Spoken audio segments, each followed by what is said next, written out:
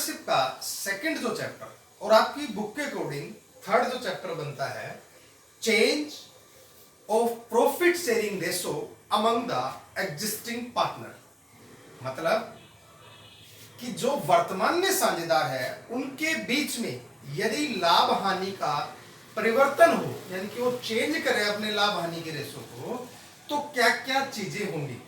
देखिए, इससे पहले मैं आपको दो बातें क्लियर कर दूं। जैसे मैंने पिछली वीडियो में भी, पहले वाली वीडियो में मैंने आपको बताया था कि आपको ये पता होना चाहिए कि साझेदारी का टूटना और फर्म का टूटना, या हम इसको कैसे कहें, डिसोल्यूशन ऑफ पार्टनरशिप और डिसोल्यूशन ऑफ पार्टनरशिप फर्म, इनमें फर्क क्या है।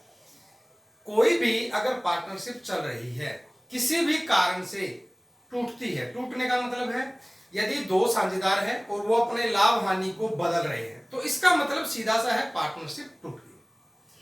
बदलने का मतलब, मान लीजिए ए और बी साझेदार हैं, वो लाभ हानि को, प्रॉफिट और लॉस को 3-2 में बांटते थे। अब उन्होंने डिसीजन लिया कि भविष्य में इन फ्यूचर वो इक्वल इक्वल बांटेंगे या 1:3 के रेशो में डिवाइड करेंगे। तो ये भी क्या हुआ कि आज जो लाभ हानि का रेशो था वो चेंज हो गया।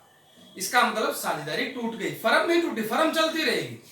इसी तरह से जब मैंने पहले भी बताया आपको, अगर कोई साझेदार फर्म के अंदर आए, if any new partners comes in the firm, then तब भी क्या होगा कि साझेदारी टूट रही है, अब साझेदारी का जो रेशो है वो नया बनेगा। ऐसे ही जब कोई जाए तब भी साझेदारी टूट रही है, ऐसे ही किसी के डेथ होने पर साझेदारी टूट रही है।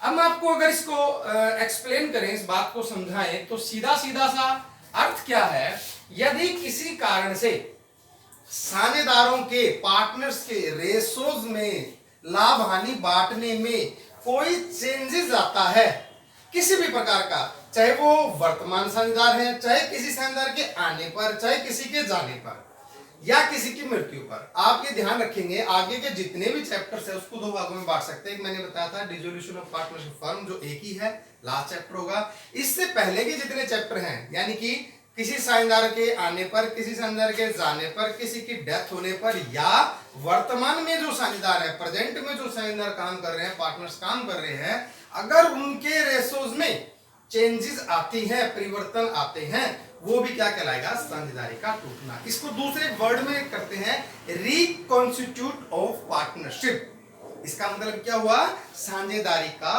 पुनर्गठन। देखिए, इनमें से कोई भी काम होता है, चाहे वर्तमान में साझेदार अपना अनुपात बदलें, या कोई आए या कोई जाए, किसी के डेथ होने पर, हमें मुख्यतः 5 काम करने होंगे। देखिए, ये जो आज का वीडियो है ये वेरी वेरी इंपॉर्टेंट वीडियो है, क्योंकि अगले जितने भी आपके चैप्टर्स हैं, जितने भी वीडियोज होंगे, जितने भी पूरे अकाउंटेंसी आप पढ़ेंगे पार्टनरशिप के रिगार्डिंग, उसमें करना यही है कि ये 5 काम आपको आ जाने चाहिए। यदि ये 5 काम अगर आप कर लेते हैं, तो चाहे चेंज रेशो हो, जैसे आपका थर्ड चैप्टर है बुक के अकॉर्डिंग, नेक्स्ट जो चैप्टर है एडमिशन ऑफ ए पार्टनर, वो उसमें भी यही करना है, रिटायरमेंट ऑफ ए पार्टनर उसमें भी यही करना है, डेथ के केस में भी यही, काफी हद तक यही चीजें करनी है। तो मैं उन 5 पॉइंट्स के बारे में इस वीडियो में आपको बताऊंगा कि उन 5 पॉइंट्स में आपने क्या क्या करना होता है। टॉपिक का नाम, हमारा चैप्टर का नाम क्या है, change profit sharing ratio among the existing partner, अर्थात जो वर्तमान में साझेदार है उनके बीच में लाभ हानि का अनुपात बदल जाना। Change profit sharing ratio among existing, यानी कि वर्तमान के जो हैं पार्टनर्स, उनके बीच में अगर लाभ हानि का अनुपात बदल जाए तो क्या क्या करना होगा। मैं इस बात को फिर कंटिन्यू करता हूं, इस बात के लिए भी, एडमिशन ऑफ ए पार्टनर के लिए भी और रिटायरमेंट ऑफ ए पार्टनर के लिए भी, इन सभी के लिए ही क्या क्या करना होगा वो मैं आपको बता रहा हूं। पहले भी हमने डिस्कस किया था कि 5 पॉइंट, मैंने कहा आपको कि केवल 5 पॉइंट आपको याद रखने हैं, कि ये हमने 5 पॉइंट करने हैं। अगर ये 5 पॉइंट आप समझ लोगे तो बाकी अगले 3 चैप्टर आप इजीली कर पाएंगे। फर्स्ट जो टॉपिक होता है वो क्या है, calculation of ratio, calculation of ratio. इसमें रेशो में आप समझेंगे कि आप कौन कौन से रेशो, ओल्ड रेशो, क्या होता है? न्यू रेशो, सैक्रिफाइस रेशो और गेनिंग रेशो।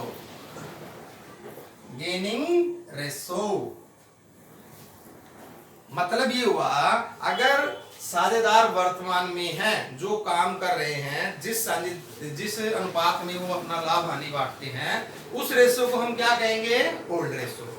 अब मान लीजिए और भी साझेदार है, 3-2 के अनुपात में लाभ हानि को बांटते हैं, और इन फ्यूचर उन्होंने they decided to distribute profit between 1:3। It means नया रेशो क्या होगा फिर उसका? 1:3। ओल्ड रेशो क्या होगा? 3:2। नया रेशो क्या हो गया? 1:3। अब निश्चित रूप से ये बात साफ दिखाई दे रही है। मान लीजिए दो साझेदार है ए और बी। इसका मतलब क्या है कि ये इस अनुपात में बांटते थे, इन फ्यूचर उन्होंने डिसाइड किया इसमें बांटेंगे। तो निश्चित रूप से अपेरेंटली अगर दिखाई दे, आपको दिखाई दे रहा है कि ए ने अपना बहुत सारा हिस्सा किसको दे दिया? बी को। क्योंकि पहले 5 रुपए की कमाई होती थी तो 3 रुपए किसको मिलते थे? ए को, और 2 रुपए किसको मिलते थे? बी को। अब देखिए 4 की कमाई होती है तो 1 रुपया मिलता है एक, और बाकी इसको मिलते हैं बी को। ये एक मोटी सी बात मैं आपको बता रहा हूं। अपेरेंटली इसको डिटेल में भी विल डिस्कस इन डिटेल। तो ओल्ड रेशो यहाँ पे सिर्फ बताने का मतलब ये था आपको, ओल्ड रेशो का मतलब है जिस अनुपात में वो बांट रहे हैं। नया रेशो जिसमें भविष्य में बांटेंगे।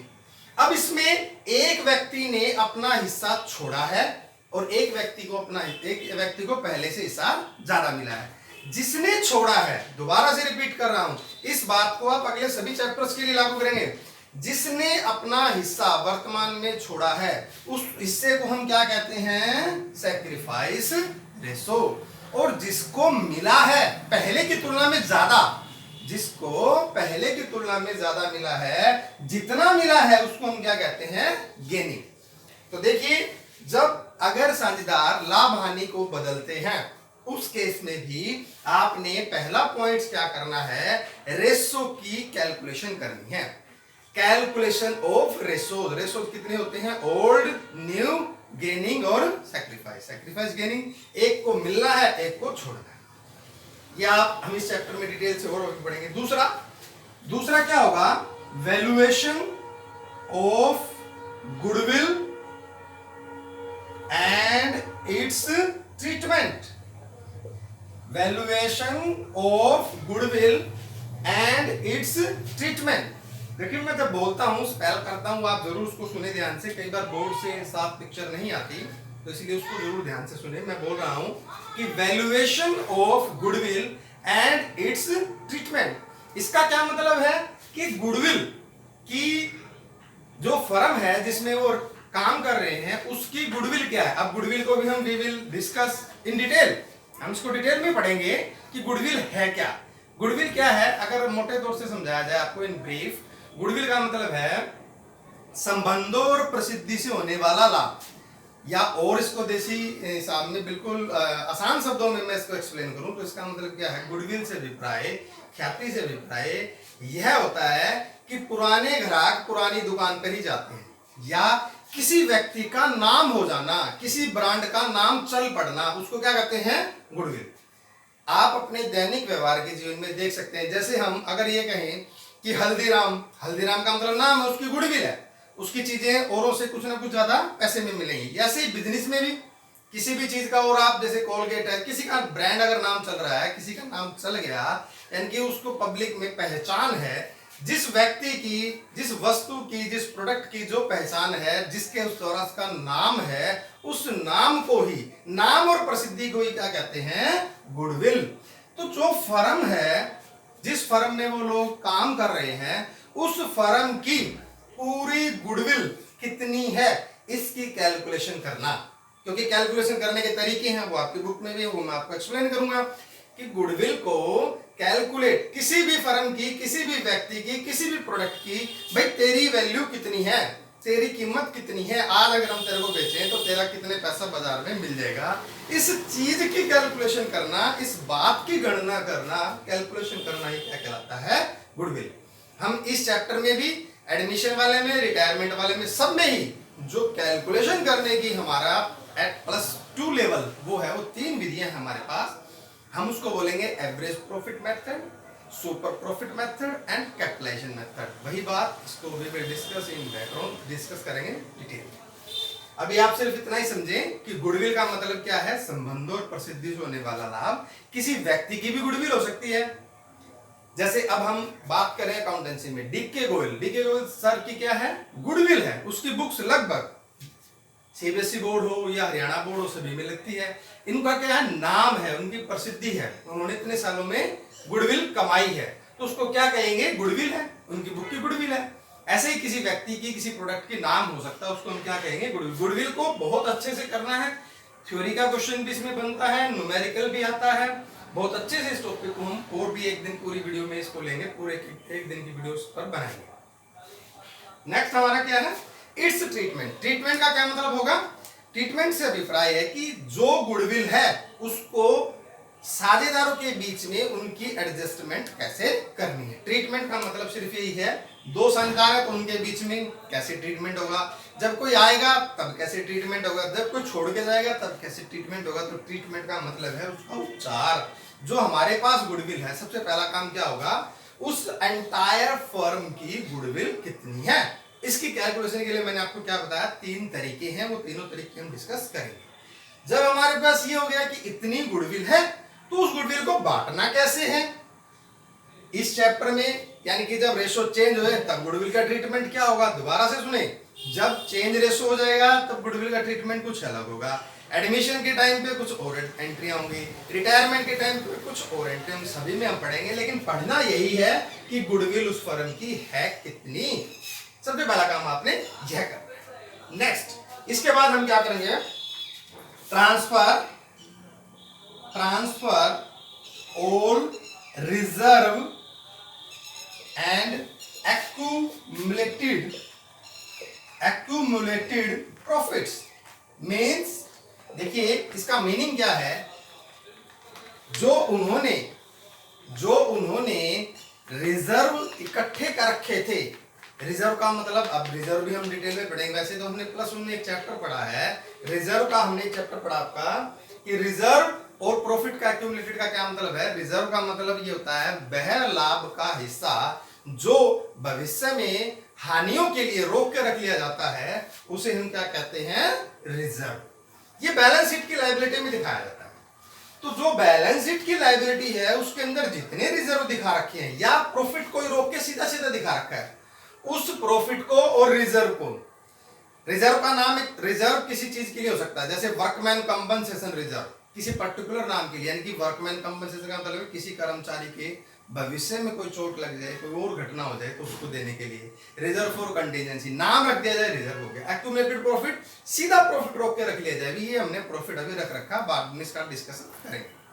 इस तरह से कोई भी चीज अगर बैलेंस शीट की लायबिलिटी में दिखा रखी है और अगर साझेदार अपना लाभ हानि अनुपात बदलते हैं तो उसके लिए इसका ट्रीटमेंट करना पड़ेगा। ये ट्रीटमेंट हमें कब करना पड़ेगा, जब साझेदारों का लाभ हानि बदलेगा तब भी, किसी साझेदार के आने पर, किसी साझेदार के जाने पर, और किसी साझेदार की मृत्यु होने की अवस्था में भी ये काम हमें करना पड़ेगा। अब हम यहाँ क्या पढ़ रहे हैं, जब दो साझेदारों के बीच में या 3 के बीच में लाभ हानि का अनुपात चेंज होगा, उस कंडीशन में हमारा तीसरा पॉइंट क्या है, transfer all reserve and accumulated profit. Fourth, revaluation of assets and liability। revaluation of assets and liability means जितनी बैलेंस शीट के अंदर असेट्स दिखा रखी है, लायबिलिटी दिखाई हुई है, उनका हम जब चेंज होगा, लाभ हानि में चेंज हो, चाहे किसी साझेदार के आने पर या किसी साझेदार के जाने पर या मृत्यु होने, जिस तिथि को चेंज हो रहा है, जिस डेट को चेंज हो रहा है, उस डेट को हम सभी असेट्स का और सभी लायबिलिटीज का बाजार का वर्तमान मूल्य ज्ञात करेंगे, प्रेजेंट वैल्यू ज्ञात करेंगे कि अब इसकी वैल्यू है कितनी। क्योंकि जब भी आप मान लीजिए 3-2 में रेशो था ए और बी का, अब 1-3 कर रहे हैं, तो इसका मतलब है बैलेंस शीट के अंदर जितनी असेट्स है वो भी इनकी पहले 3-2 में थी, अब भविष्य में कैसे हो जाएंगी, 1-3 में। ऐसे ही बैलेंस शीट में जो लायबिलिटी दिखा रखी थी वो 3/2 में पे करनी थी, और अब कितने में करनी पड़ेगी भविष्य में? 1/3 में। तो इसका हमें क्या करना पड़ेगा? ट्रीटमेंट। भाई चेंज हुआ है तो इस चेंज के लिए भी हमें ट्रीटमेंट करना पड़ेगा कि हमें जिस दिन ये चेंज हो रहा है उस दिन बैलेंस शीट की सभी असेट्स की वैल्यू कम है या ज्यादा है। ऐसे ही लायबिलिटी की वैल्यू कम होगी या ज्यादा होगी। मान लीजिए कोई असेट्स आपने ली थी, और जब हम हिस्टोरिकल कॉस्ट वैल्यू मेथड को या सिद्धांत को मानते हुए हमने उसकी वो वैल्यू कर रखी थी।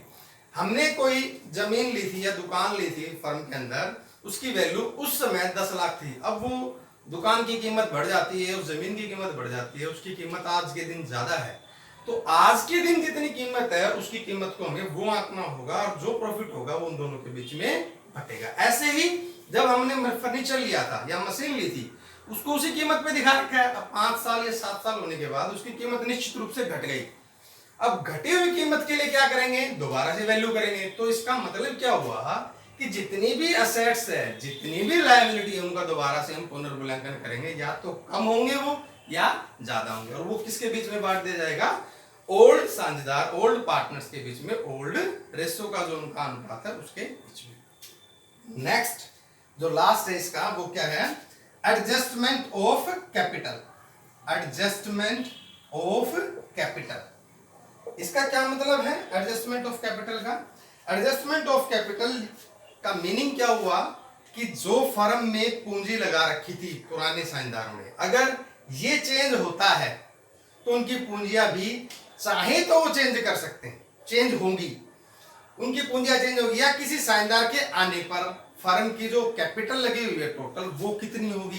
कम ज्यादा है, किसी की ज्यादा लगी उसको देना है, किसी की कम उससे मंगवाना है। यानी कि जब सभी साझेदारों की पूंजी उनके लाभ हानि अनुपात में एडजस्ट करनी हो तो उसको क्या बोलते हैं? Adjustment of capital. या ये कहें इस पॉइंट के बारे में कि फर्म की कुल पूंजी की एडजस्टमेंट, उसको चेक करने के लिए ये पॉइंट किया जाएगा।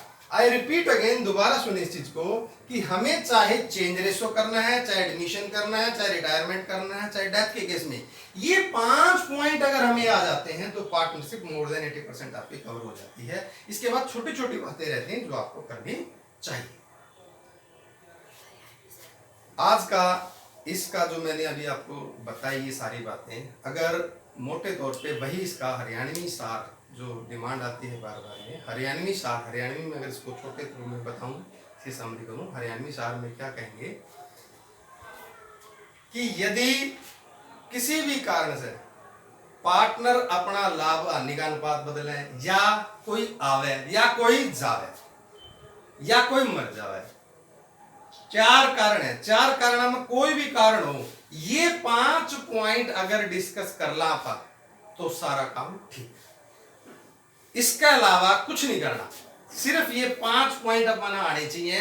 भाई उसका नया लाभ हानि का अनुपात क्या हो गया, उसकी ख्याति कितनी थी, कितना बांटना है, उसके रिवैल्यूएशन हुआ, पुनर्मूल्यांकन पर लाभ हुआ क्या हानि, या बांट दे, कोई प्रॉफिट रख रखा है वो बांट दे, और एडजस्टमेंट, यानी कि गिन के ये 5 काम कर लो तो ये 5 काम करने के बाद सारा मामला ठीक।